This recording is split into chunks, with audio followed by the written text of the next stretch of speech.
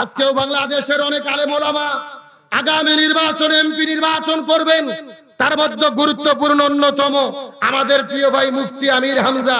আপনারা চেনেন কি চেনেন না? আমির হামজা ভাই যেরকম কোরআনের ময়দানে কথা বলে, আবার আগামীতে পার্লামেন্টে যাওয়ার জন্য তিনি নির্বাচন করবেন, কিন্তু তার বিরুদ্ধেও ষড়যন্ত্র আছে না নাই?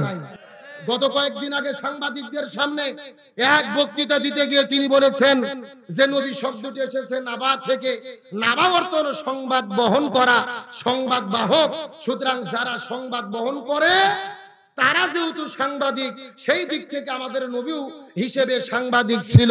রসুলের শানে এবং মানে সরাসরি সাংবাদিক বলা ঠিক হয়নি, কিন্তু আমার কথা হলো আমির হামজা সাংবাদিক বলার কারণে তার বিরুদ্ধে কিছু মুফতি মুহাদ্দিস আর তথাকথিত পীরেরা কাফের বলে যেরকম ফতোয়া দেওয়া শুরু করলো, এটা হিংসা আর ষড়যন্ত্র ছাড়া কিছু হতে পারে না। গতকালকে আমির হামজা ভাই বলেছেন আমি নবীকে সাংবাদিক বলেছি, হয়তো আমি ভুল করেছি, এই জন্য আল্লাহর কাছে আমি নামাজ পড়ে তওবা করে ক্ষমা চেয়েছি, আমি জাতির কাছে ক্ষমা চেয়েছি। আমার ভুল হতে পারে, আমি তো মানুষ, মানুষ মানেই হলো ভুল করা। আদম নবী যদি ভুল না করতো আমরা জান্নাত ছেড়ে পৃথিবীতে আসতাম? তাহলে মানুষ হিসেবে তো ভুল করতেই পারে। তাহলে তিনি ক্ষমা চেয়েছেন, ঘোষণা করলেন।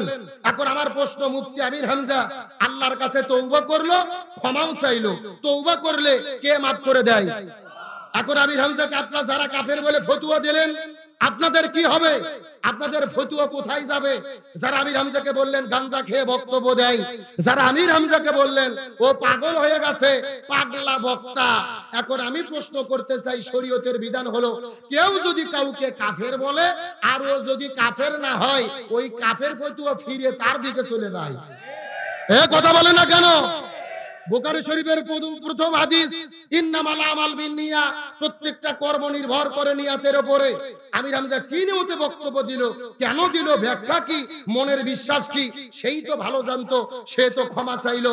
এখন যারা কাফের বলে ফতোয়া দিয়েছেন, সে যেহেতু ক্ষমা চেয়েছে, এই ফতোয়া অনুযায়ী আপনারাই কাফের সাব্যস্ত হচ্ছেন। সেই আব্দুর রহিমান মাদানী আমরা তাকে মহব্বত করতাম, ভালোবাসতাম। ও প্রকাশ্যে বলল যে আমির হামজা পাগল হয়ে গেছে, গাঁজাকে বক্তব্য দেয়, তাকে জুতো পিটা করা দরকার। এটা কখনো আলেমের ভাষা হতে পারে না। আমরা গত 16 বছর দেখেছি তোমরা কেউ কেউ আওয়ামী লীগের দালালি করেছো। ওই গাজীপুরের মেয়র ছিল জাহাঙ্গীর, তাকে তেল মারে মারে খুব সুখে শান্তিতে ছিলে। আর আমির হামজা কাউকে তেল মারেনি। গত 16 বছরে জালেমের জুলুমের বিরুদ্ধে কথা বলতে গিয়ে 3.5 বছর জেলে বন্দী ছিল। আজকে গরম গরম ফতোয়া দাও মুফতি সাথে।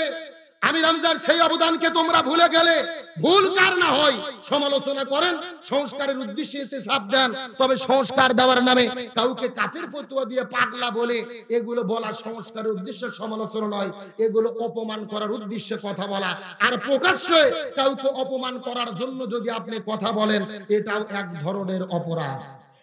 সুতরাং বলতে চাই আর দলাদলি করেন না। জাতি যখন ঐক্যবদ্ধ হওয়ার পথে, এই বাংলার জমিনে আলেম ওলামা যদি ঐক্যবদ্ধ হয়ে যায়, ভবিষ্যতে আর কোন জালেম ক্ষমতায় আসতে পারবে না। তাহলে বলতে চাচ্ছিলাম আমির হামজার কোনো ভুল থাকতেই পারে, তবে আমির হামজার বিরুদ্ধে ষড়যন্ত্রের মূল কারণ হলো তিনি জামাত ইসলামের এমপি প্রার্থী হয়েছে, এটাই তার বড় অপরাধ। আগেও তিনি বক্তব্য দিয়েছে, আগেও ভুল করেছে, এত সমালোচনা ছিল না। এখন যেহেতু তিনি এমপি নির্বাচন করবে, তার যত বিরোধী শক্তি আছে তার বিরুদ্ধে লেগে গেছে। সুতরাং বিভ্রান্ত হব না, ভুল হবে, সংশোধন হবে, ক্ষমা চাবো, তওবা করব। তবে আমরা বলতে চাই আলেমদের সাথে আমরা আছি না নাই? একেবারে সোজা কথা, তাই নবীর তরিকায় আলেমদের এই জমিনের নেতৃত্ব দেওয়ার দরকার আছে না নাই? কিন্তু যেই আলেমী নেতৃত্ব দিতে চায় তার বিরুদ্ধে ষড়যন্ত্র আছে না নাই? আল্লামা সাঈদী জমিনের নেতৃত্ব দেওয়ার জন্য এমপি হয়েছিল, পার্লামেন্টে কোরআনের কথা বলেছিল। ওই জালেমের বাচ্চারা 13 বছর আল্লামা সাঈদীকে জেলে বন্দী রেখে হসপিটালে ভর্তি করে ইনজেকশনের শীষে বিষ ঢুকায়া বিদায় করে দিয়েছে। আরে ভাই, যেই দল নিজেরাই কোরআন দিয়ে চলে না, ওদের নিজেদের মধ্যে তো মারামারি করে এক বছরে 110 জন কুপকার। তাহলে যেই দলের লোকের কাছে নিজের দলের কর্মীরা নিরাপদ না, তাদের কাছে কি দেশের জনগণ নিরাপদ হতে পারে? গভীর মনোযোগ লক্ষ্য করে বোঝার চেষ্টা করবে। স্বাধীনতার 54 বছর পার হয়ে গেছে, এক দল ক্ষমতায় এসেছে, আর এক দল ক্ষমতার থেকে চলে গেছে, কেউ শান্তি দিতে পারেনি। তার মানে বোঝা গেল বাবার নীতি বেটির নীতি, স্বামীর নীতি বইয়ের নীতি, চাচার নীতি চাচির নীতি, ভারত আর ব্রিটিশের নীতি দিয়ে এই জমিনে শান্তি কায়েম হবে না যতদিন না পর্যন্ত আমরা কোরআনের নীতি কায়েম করতে পারবো। আগামীর নির্বাচনে পার্লামেন্টে বাংলাদেশে কোরআনের নীতি কায়েম হোক, আমরা কি চাই? জোরে বলেন চাই। তবে দুর্ভাগ্যজনক ব্যাপার হলো ভাই, এই বাংলাদেশে আমরা আলেমেরা হুজুরেরাই একদল হতে পারিনি। মনের মধ্যে বড় দুঃখ এবং কষ্ট লাগে। আমিরে হেফাজত ইসলামের যিনি আমির, তারা বলতেন আমরা অরাজনৈতিক সংগঠন, অথচ হেফাজতের আমির আল্লামা মুহিবুল্লাহ বাবিনগরী হাফিজাহুল্লাহ, আমি তাকে অত্যন্ত শ্রদ্ধা করি, মহব্বত করি, কিন্তু তিনি সাম্প্রতিক বলেছেন যে জামাত ইসলামকে আগামী নির্বাচনে ভোট দেওয়া যাবে না। ফতোয়া দিয়ে দিল যে জামাত ইসলামকে আগামীতে ভোট দেওয়া যাবে না। কেন ভোট দেওয়া যাবে না? এদের আকীদা খারাপ। এখন আমরা হুজুরের প্রতি সম্মান, মহব্বত, ভালোবাসা রেখে, শ্রদ্ধা রেখে বলতে চাই যে জামাত ইসলামের যদি আকীদা খারাপ হয়, কাদের আকীদা ভালো, আর আগামীতে জনগণ কাদেরকে ভোট দেবে, আপনি এই ফতোয়াও দিয়ে দেন। কথা বল না কা? আপনি জাতির মধ্যে ধোঁয়াশা তৈরি করবেন কেন? কাকে ভোট দিতে হবে বলেন? আপনারা তলে তলে তাদের সাথে আপোষ করতেছেন যারা বলে আমরা শরিয়া আইনে বিশ্বাস করি না, কোরআনের সাথে রাজনীতির কোনো সম্পর্ক নাই, মৌলবাদকে রুখতে হবে।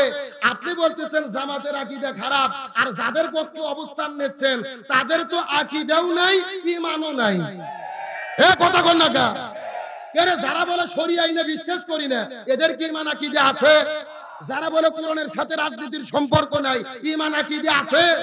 যারা মৌলবাদকে রুখতে চায়, ঈমান আকীদা আছে? মৌলবাদ কি? মূল হলো কোরআন, মূল হলো হাদিস, মূল হলো সুন্নাহ, মূল হলো ইসলাম। যারা মৌলবাদকে রুখতে চায় মূলত তারা ইসলামের সাথে কোরআন হাদিসের সঙ্গে যুদ্ধ ঘোষণা করেছে। কোরআনের পাকে আল্লামা সাঈদী বলেছিলেন, তোমরা আমাদেরকে মৌলবাদী বলো, আমরা আছি গাছের মূলে, তোমরা আছো গাছের আগায়। 18 কোটি জনগণ মূল থেকে ধাক্কা দেব, এক মুহূর্তে তোমরা মামু বাড়ি দিল্লি পালাতে বাধ্য হবে। আল্লামা সাঈদীর বক্তব্য সত্য হয়েছে নাকি হয় নাই? সুতরাং বর্তমানে নতুন করে আলেমদেরকে যারা মৌলবাদ আর রাজাকারের ট্যাগ লাগিয়ে ইসলামের বিরুদ্ধে অবস্থান নেবে, তাদেরও পরিণতি ওই পতিত স্বৈরাচারদের মতোই হবে। সুতরাং হেফাজত ইসলামের আমির আর নেতৃবৃন্দদেরকে বলতে চাই, দয়া করে জাতির মধ্যে আর বিভ্রান্ত করবেন না। এইবার যদি বাংলাদেশের আলেম ওলামা আমরা একতাবদ্ধ হতে না পারি, এই জাতি আমাদের কখনো ক্ষমা করবে না। তারা আমাদের মুনাফিক আর গাদ্দারের খাতায় নাম লিখে দেবে। ইসলামী দল কার ভেতরে ভুল নেই, ত্রুটি বিচ্যুতি থাকতেই পারে। সুতরাং ওগুলো ভুলে যান। এক গিলাস দুধের মধ্যে যদি মশা পড়ে, আপনাকে দুধ ফেলে দেন না মশা ফেলে দেন? মশা ফেলাতে যেরকম দুধ খান, একই রকম বাংলাদেশে যতগুলো ইসলামী দল আছে প্রত্যেকটা দল হলো এক একটা দুধের গিলাস। ছোট ছোট ত্রুটি বিচ্যুতি মশার মতো থাকতে পারে। মশা ফেলাতে যেরকম দুধ খান, ওই ত্রুটি বিচ্যুতি সাইডে রেখে ইসলামের বৃহৎ স্বার্থে আমাদের একতাবদ্ধ হতে হবে। তবে সবচাইতে বড় মুনাফিক আর গাদ্দারি করতেছে দেখলাম মাওলানা জুনায়েদ আল হাবিব। খুব ভালো লাঠি নিয়ে নিয়ে তিনি বক্তব্য দিতেন। আর গতকাল তিনি বলেছেন যে আমি ব্রাহ্মণবাড়িয়া থেকে ধানের শীষ নিয়ে আমি নির্বাচন করে এমপি হতে চাই। তার মানে বোঝা গেল এদের যত ষড়যন্ত্র আর আকীদের ধোঁয়াশা এমপি হওয়ার ধান্দায়। এ কথা বল না কা? ও ওখানে এমপি হতে তোমাদের আকীদা লাগে না, এখানে আসলে আকীদের প্রশ্ন ওঠে। জেনে রেখো, গাদ্দারি আর মুনাফিকি করো না, এই জাতি তোমাদের কখনো ক্ষমা করবে না। আজকে বাংলাদেশের আলেম ওলামা, বাংলাদেশের কোটি জনতার সবার চাওয়া আলেম ওলামা একদল যদি হয়ে যায়, আমরা পরীক্ষা করে দেখতে চাই বাংলাদেশের কত পার্সেন্ট লোক ইসলাম চায় আর কত পার্সেন্ট লোক ইসলাম চায় না। এটা তো পরীক্ষা দেওয়ার এবার সুযোগ এসেছিল। এই জন্য দুবাই হাত দিয়ে অনুরোধ করে, শ্রদ্ধা রেখে, ভালোবাসা রেখে বলতে চাই, আর ফতোয়াবাজি করেন না। আমাদের আকীদা নিয়ে কথা বলেন। আমাদের আকীদা হলো লা ইলাহা ইল্লাল্লাহ মুহাম্মাদুর রাসূলুল্লাহ। এই কালেমার বাইরে আমাদের কোনো আকীদা নেই। কথা বলে না কেন? আমরা সারা দিন অন্য ব্যতিক্রম কোন আকীদের কথা বলি? কালেমা যা আমাদের আকীদাটা। সুতরাং এই সমস্ত ধুয়েশার জিকির বন্ধ করে দিয়ে জাতির বৃহৎ স্বার্থে আলেমেরা যদি ঐক্যবদ্ধ হয়, আলেমদের সাথে আমরা থাকতে কি রাজি আছি? রাজি আছি তো? এই জন্য বলতে চাই, ছোট স্বার্থ বাদ দেন। আপনি কিভাবে মুখ দিয়ে ঘোষণা করেন যে রুমিন ফারহানার আসনে এমপি হব, তাকে বাদ দিয়ে আমাকে নমিনেশন দেওয়া হবে? আমরা লজ্জিত। একটা আলেমের মুখের ভাষা এরকম হতে পারে না। লোভ করেন না। আল্লাহ যদি চাই তার চাইতে বড় সম্মান দান করবে। একটা এমপি হওয়ার জন্য ঈমান জালেমের কাছে বিক্রি করবেন না। আল্লাহ তাআলা জাতিকে হেফাজত করুক, বলেন আমিন। তাহলে বলতে চাচ্ছিলাম, শান্তির জন্য কি লাগবে? আর একটু জোরে বলেন। তাহলে রাসূলের জীবনের গুরুত্বপূর্ণ সিরাতের শিক্ষা, যিনি মসজিদের ইমাম হবে তাদেরকেই সমাজের ইমাম হতে। আমার প্রিয় বন্ধুগণ, মুসলমান ভাইরা গভীর মনোযোগ লক্ষ্য করুন। কোন দিকে নজর নাই, কোন দিকে তাকাতাকি নাই। কয়েকটা চুম্বক কথা বলার পরে বিদায় নিয়ে চলে যাওয়ার চেষ্টা করব। আমার নবীজি এই জমিনের মধ্যে শান্তি কায়েম করার জন্য 17 বছর বয়সের ভেতরে এই জমিনের ভেতরে আমার নবী একটা দল গঠন করেছিল, যেই দলের নাম হলো হিলফুল ফুজুল। কি নাম বললাম? এই বগুড়ার মুসলমান কথাগুলো ভালো করে বোঝার চেষ্টা করবেন। নবী 17 বছর বয়সের ভেতরে হিলফুল ফুজুল নামক দলটা গঠন করার পরে 17 বছর থেকে শুরু করে 40 বছর পর্যন্ত নবী 23 বছর ধরে চেষ্টা করলো এই জমিনের মধ্যে শান্তি কায়েম করার জন্য।